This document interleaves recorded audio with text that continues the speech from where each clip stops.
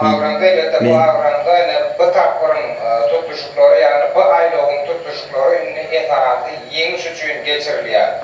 Yaşıl görüş gemine Fuat bayramdır diyor ki Fuat yanlışa oralı aylığı bir forsa ikinci gol kutuğalanıyor. Oralı aylığı barka vilayetinin birinci toporunun katnaşı, barka vilayetinin bereket etrağının katnaşı. Onu ögözgeli berdi halifar geldi. Yani ögözgeli berdi kim öyle bir neyse kalkarı yaşlarına katnaşıktı. Dünya sempatlarına, adi sempatlarına bayraklı orna Zeynep'kan. karşılaşıp Fuat bayramdır. Ters pasaj gitti. Barkan vilayetinin bunda şehir setimlerine katnaşıyor. Ha, bu vilayette kılan mı be? Doğulan Fuat Barayas gitsi, oralı ayda uyuftan, oralı her Fuat'ta üstünlüklü tutmuş var var ya. Yomut Atabayev terminler ya, Fuat bayramdır duyfa.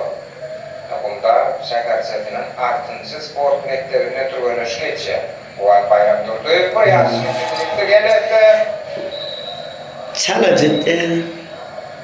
bir otuğu yeniden Fuat bayramdır duyfa kadar Fuat hatabın şeylilikte denge yayan. Yomut Atabayev'in şehirde hatalı şeylilikte dengede belki üstünlüklü.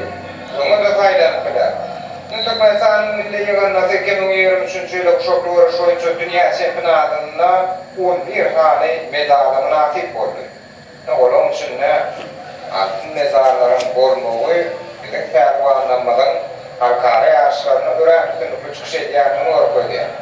4 altın, 4 gümüş, 3 tane bronz medal Türkmenistan'ın milli yığınası öğren üstünlüklü çıkış edip de 2023 yılda bu şoklu uğraş oyuncu dünya şampiyonatında 4 altın medal. Umumi toparlama arasında da ihada korunup eğiledi.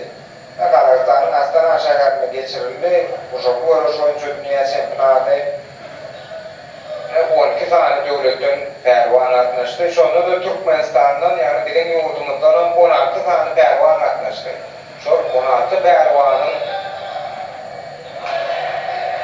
11'si bayraklı orna nasip oldu. Yine de tutuşuklarla birleşir tamamladı. Ya bu tutuşukta oralı ayda oldu. Yani yaş terimci öğreydi. Bir deyifin şehirde yeni sanaya bu ayda öğren üstünlüklü tamamladı.